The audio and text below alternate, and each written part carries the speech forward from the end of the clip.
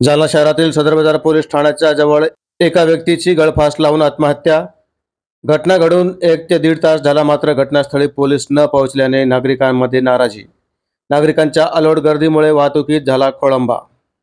जालना शहरातील सदर बाजार पोलीस ठाण्याच्या जवळच असलेल्या बडी सडक रोडवर एका अपार्टमेंटमध्ये रात्री 8 ते 8:30 वाजेच्या सुमारास एका व्यक्तीने साडीच्या साह्याने गळफास लावून आपली जीवनयात्रा संपवली।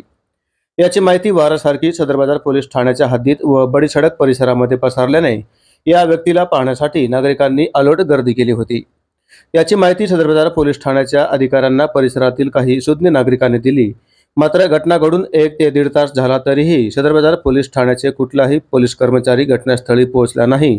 त्यामुळे नागरिकांमधून पोलिसांविरोधात नाराजीचा सूर निघत असून नागरिकांच्या या अलोट गर्दीमुळे वाहतुकीत सुद्धा अडथळा निर्माण झाला असून या माणसाला पाहण्यासाठी बघ्यांनी अलोट गर्दी केली आहे। या गळफास घेऊन आत्महत्या केलेल्या व्यक्तीची ओळख पटली असून त्याचे नाव रमेश भानदास खंदारे, वय 35 वर्ष, राहणार सेवली असे आहे। तो बिल्डिंगमध्ये वॉचमॅनची ड्युटी करत होता। यावेळी त्या ठिकाणी नातेवाईकांनी व जवळच्या नागरिकांनी त्याच्या पत्नीची विचारपूस केली असता त्याची पत्नी त्या ठिकाणी आढळून आली नाही। त्यामुळे नातेवाईक त्याच्या पत्नीचा शोध घेत आहेत।